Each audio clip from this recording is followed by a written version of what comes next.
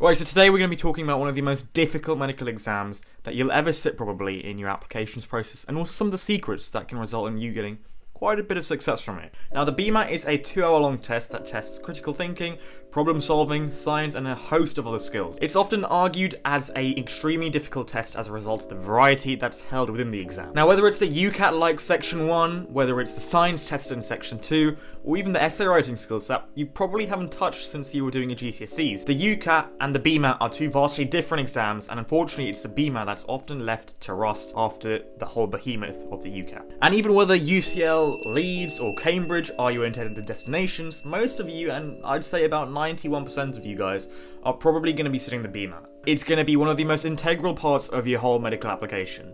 Now, if you guys don't know who I am, my name's Akshi. I'm a first year, going in second year now at Imperial College London, studying medicine. Today we're going to be talking about how to deal with this admissions exam. As always, we're going to split the video up into timestamps so that you guys can go to the particular part of the video that suits you best. We'll start off talking about what the BMAT is and if it's important. We'll then talk about what makes the BMAT actually so difficult. And then we're going to talk about exactly what you can do to make the BMAT a really easy exam for yourselves. So if any part of that video interests you more, please feel free to go to the description down below and click on that bit. But if you don't have an idea, feel free to just join the rest of us as we go along this video in chronological order. And yeah, hopefully it'll make sense to you by the end of it. So before we do get into the video, a reminder that you guys can subscribe if you're not already subscribed. We are on, I believe, 390 or 391 subscribers at the moment, which is really cool, considering we were about 300 about a month ago. It's been a crazy month, so feel free to just hit that button again and let's try and get to 400 subscribers. We only need 10 more, so 10 of you guys who aren't subscribed, feel free to just subscribe. And yeah, I've said subscribe enough. Let's get into the video. Cool, so before we get started on the video, I wanted to talk to you about something that I'm doing on the 18th of September, and that is a conference with a few people at my University Imperial College London. If you don't know, that's where I go to, and we're basically a committee called POPMed, which stands for Potential Medics. We're running an online conference on September the 18th, which is free. Pretty much free for people who are eligible for free school meals. For people who aren't, is really cheap considering the other conferences on offer. The price is shown here, so as you can see, that is not a lot. As well as that, it covers basically your MMIs, your BMAT, your UCAT, your personal statement, your action plan for those of you in year 11 and 12. So literally everything you want. It's all online. It's pretty much from 10 to 5, so not too long hours. You get lots of breaks in between, and you get basically very close sort of one-to-one help on everything you can imagine. Loads of timed practice, and it's basically the most incredible thing you could have, because I actually went to this when I was preparing for my medical application. So, you know, this is coming from my own honest opinion. This is a really good conference. It's really helpful. As I said, it's incredibly cheap and free for those of you who are attending state schools or get free school meals. So the links are down below, and also you get to meet me online, which probably isn't the best selling point, but you know, hey, I am there. Like it or not, I'll be there. And yeah, please do go and check out your tickets there. And if you've got any questions about it, feel free to message me on Instagram. All the updates will be there, as well as checking out the POPMed Instagram, which is down below. So like I said, free and very cheap. Covers everything you want to know on the 18th of September on Zoom. And don't miss out. So get your tickets now, and I'll see you guys there.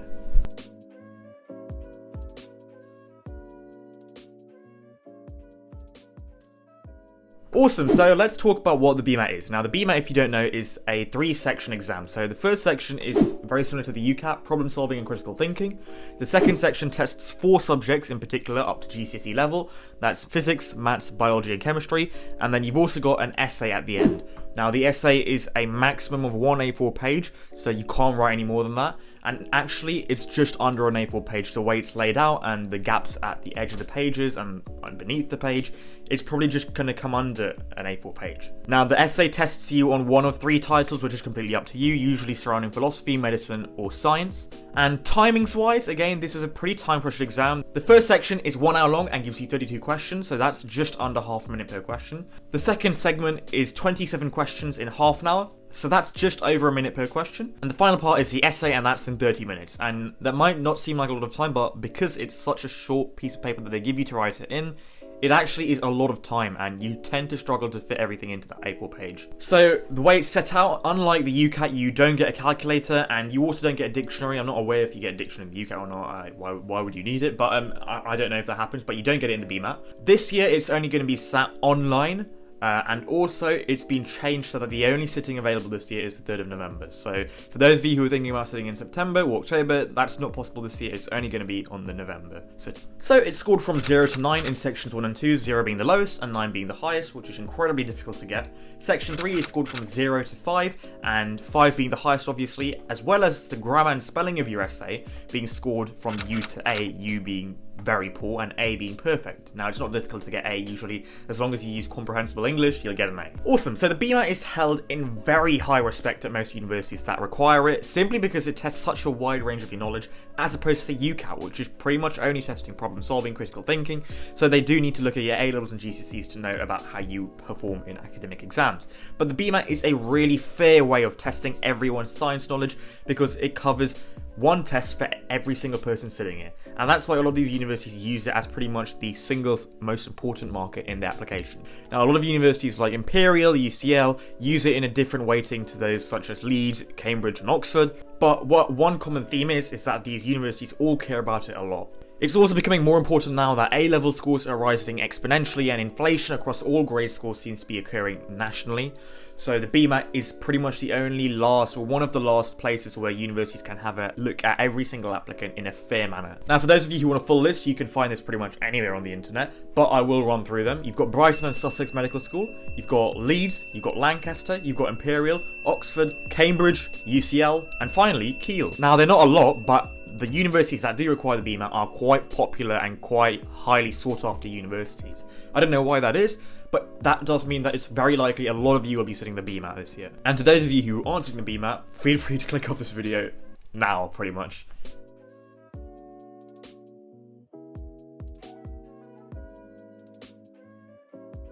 Okay, so why exactly is the BMAT such a difficult test? Now, there are a huge variety of reasons, but actually the variety within the BMAT is often the reason why a lot of candidates struggle with it. The UCAT is tailored right towards that verbal reasoning side of your learning, but the BMAT is spread out, so it tests science, verbal reasoning, essay writing, and a lot of other skills. This is all crammed into a couple of hours in your exam, means that they're going to be hammering you with a lot of questions and not a lot of time to sort of adjust between question types. So let's start off with section 1. And section 1, to be honest, is often thought to be the toughest, but in actual fact is not really that difficult compared to a lot of the other sections. And that's because it's very similar to the UCAT.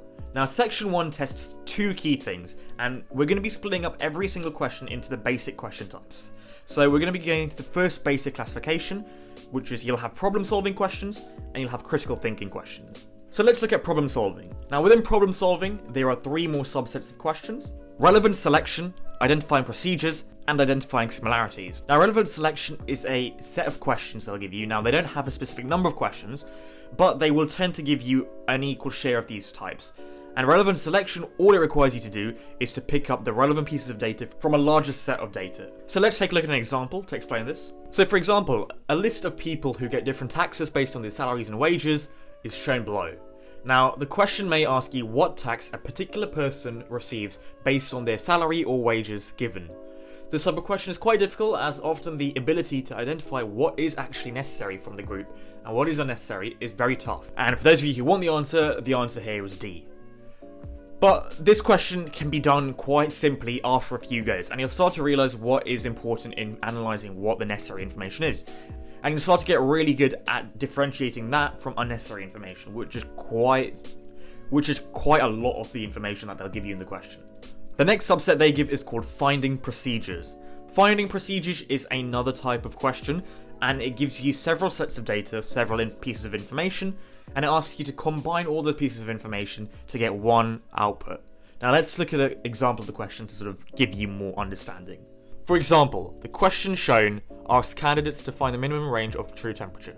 As seen, the three different sets of information are the readings from the three thermometers, and then coming up with the accurate answer. Now, this question is actually quite tricky, and to be honest, I actually got this wrong on the first time go, but it does require you to take a rigorous look at the question and spend some time on it, because the first answer you come up with may well be wrong simply because you've misread the question or misdone a calculation. So do this question several times in your head, and you'll soon find that the answer is actually D. Now, this question is actually quite tricky, and like I said, I didn't get this right on the first time around, and you will struggle with this question upon coming up against it for the first time. However, these kind of questions where you're asked to combine several sets of data to come up with one outcome will be pretty common, and you'll start to get the hang of it after doing a few goes. The next type is identifying similarities. Now this is also quite a difficult piece of the BMAT. They give you one set of data, and it's identical, but they just lay it out in different ways. So they'll give you a bar chart and a table, or a pie chart and a histogram, or a histogram and a line chart, and it's the same data, but you're required to extract that data from both graphs, which will have missing information from both of them, and combine them together to give you one full set of data which can be used to answer the question. Now, that's quite a long-winded way of explaining it, but let's look at an example. So this question asks about tying together unclear data from the same set in two types of visualizations, a bar graph and a table. It helps to try and reformat both visualizations as one particular format, then go back into it to analyze it. And so that question is really tricky, and I don't want to give you the answer to this because I think it's just really helpful if you guys genuinely do have a look at this, but I'll try and find the answer for this and put it in the description down below. But please do have a go at this. It's a really good example and it will test your knowledge. Even if you get it wrong, that's fine. I had no idea how to do this question, but it's a really good way of getting used to this type and this sort of subset of question types. And that's everything for problem solving. Let's move on to the second and final subsection of section 1, and that is critical thinking. Now, critical thinking is split up into 7 different sets of questions, and it will take us pretty much a month to go over this in detail. So I'm going to group these together into 3 groups. So the first group I like to call are conclusion questions. Now these are all very similar questions because all they ask you is to basically find a conclusion or to assess the impact of sort of additional evidence towards that conclusion. Now the conclusion will come up throughout the paragraph. It may come at the beginning of the paragraph, it could come at the end of the paragraph, it may not even be included in the paragraph. But what's important is that you've got to be able to identify a conclusion and also be able to draw a conclusion from a paragraph. And this all comes with, sort of practice. Whether it's doing practice BMAT questions or whether it's doing practice from a book or a newspaper, this is the type of question where you just need to have go and go and go and again. There are a lot of key things you can do, such as finding conclusion keywords, such as being able to skim passages and get the main meaning from it. But again, it's very much down to practice. And the more practice you do, the better you'll be at this question. The next type of question are argument questions. Now these questions are pretty simple to understand. They require you to analyze reasoning and also the addition of extra evidence from any sources. And they're pretty similar to the conclusion ones as well as the next type of question, but they are pretty tricky and require quite a bit of practice to get used to really. Now the final group I put in here is called arguments/principles. Now as you can see, as we've looked over these 3 groups, a lot of them coincide with each other and they sort of draw upon factors from each other, but these are sort of rough groups I've drawn. Now, within assumptions and principles, there are 2 subsets, identifying an assumption and also applying principles. So the identifying an assumption question will obviously be, as it says, you're required to identify assumption from the paragraph. And assumptions are pretty difficult to identify because they may be conclusions, they may not be conclusions, and they may be worded very weirdly. But an assumption is an assumption, and whatever lines up with the paragraph and makes sense is the assumption. And more importantly, whichever assumption is required to make the paragraph make sense is probably the right answer. And the final one is applying principles. So applying a principle to an example or to some context and being able to find the one that makes sense or the one that is correct. And that again is something that just has to make sense when you're doing the question and again requires a lot of practice. But these are very difficult questions and I've put all the 7 types out here. These can all be found in the BMAT guide also down below, but feel free to re-watch this part because it can get a little bit complicated having watched it the first time around. But hopefully that makes a lot of sense. So let's move on to section 2, and section 2 thankfully is a lot easier to analyse and break down. Section 2 is split up into 4 sections: chemistry, biology, maths and physics. Now the distribution of these individual sections is as follows. Chemistry will test you on 7 questions, biology will test you on 7 questions, physics will also test you on 7 questions, and maths is only tested in 6. So each section is tested up to GCSE knowledge, or if you don't sit GCSEs, up to O-levels, or up to basically education when you're 16 years old. Wherever that is in whichever country you're in, that's the level of education knowledge you'll need for each of these sections. Now there are several lines of assumed knowledge for these sections, which I'll go into more detail later on in the video, but to give you just a brief sort of face view of what these are things like units, percentages, fractions, and pretty basic things. There's also a specification that shows you exactly what you need to know to do well in this section, and that's given on the BMAT website as well as a guide. So feel free to access those. There'll also be a link to those down below in the description, so you can check them out. So section 3 tests you on one theme from a selection of 3. And as I said earlier on in the video, it's going to be one theme based on medicine, one theme based on philosophy, and one theme based on scientific knowledge. Now, those themes are pretty much open to anyone, and anyone can answer any essay they want. There's no preference for you to select the medicine essay over the philosophy essay, but it's pretty much open to anyone's opinion so that they can pick whichever essay they feel is best.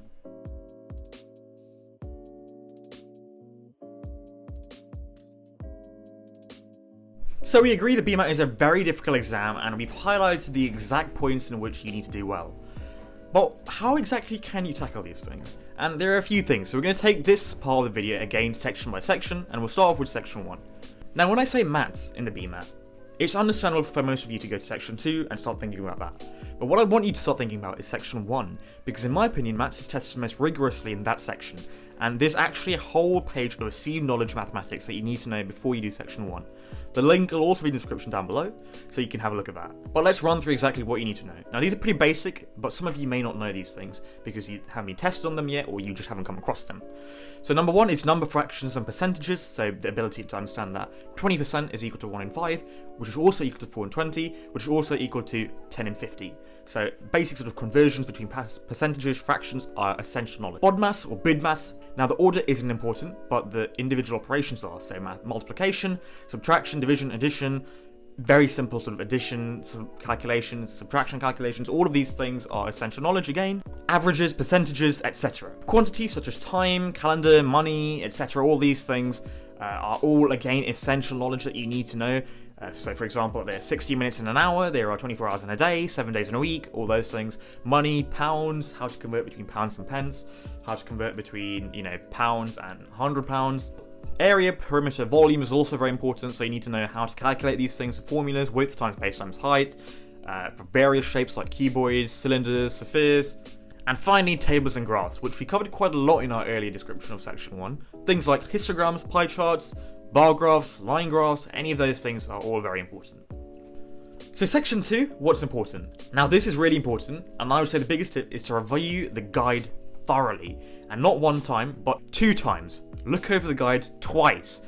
And the reason I say to do it twice is simply because it's really important for you guys to on your first time to maybe get an understanding, and you'll probably realize very quickly that you know all of this information, you'll get very excited and start skimming the guide, and you won't take an in-depth look at it. Take a break from that, go and do some questions, and then come back to the guide and look at it in more detail, because the guide is meant to cater to all specifications, AQA, OCR, and Excel. So there are definitely going to be, for every single one of you, a few minute details in the guide that you haven't actually learnt yet.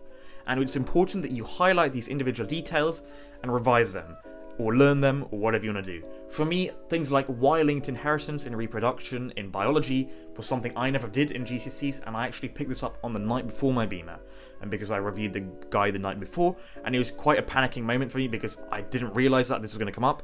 It turned out that it didn't come up, but you don't want to take the risk of having the ability to know what's going to come up and then just not knowing it. So please do revise the guide really thoroughly, every single section twice, because it gives you enough time to basically look over everything, highlight pieces of information that maybe weren't on your specification, and then learn them in your own time. It shouldn't take more than a day or a day and a half to do these things, but it's just really important and puts your mind at ease, so that just in case they decide to throw in a question testing that minute detail, you won't be caught off surprise and you will be able to answer it in detail. And finally, on section 3, my one tip is to pick one theme and revise for that. So whether it's philosophy, medicine, science, pick one of those themes. Now, a lot of people might think, obviously, go for the medicine one. Why would you go for the science one?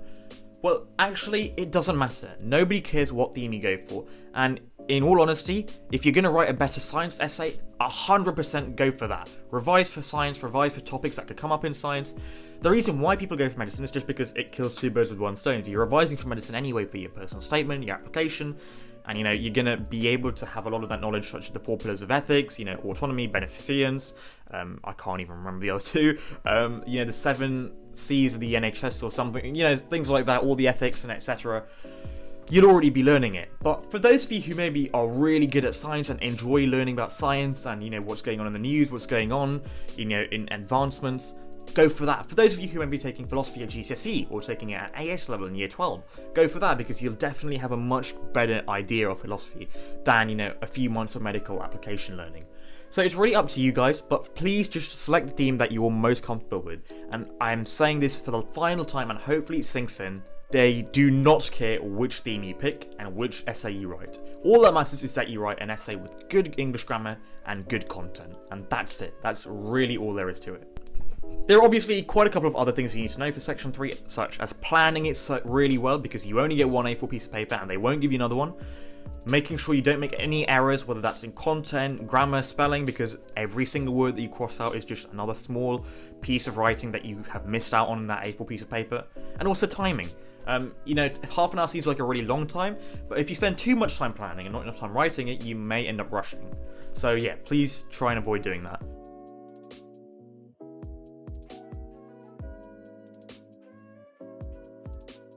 So I hope that's helped give you guys an idea of the BMAT, analyse what's difficult, and hopefully give you some tips to generate what's a favourable outcome for your particular scenario. I know this has been quite a chunky video, so like I said earlier, the timestamps will be down below for you guys to click on and surf through. If you've got any other questions, please do let me know, dropping them in the comments section down below, or my Instagram will be right there, so you can hit me up and ask me any questions that you want. If this video has been helpful, there's also going to be a custom playlist right here, so you can also click on that. That's got pretty much all of my BMAT videos on it, so individual section tips.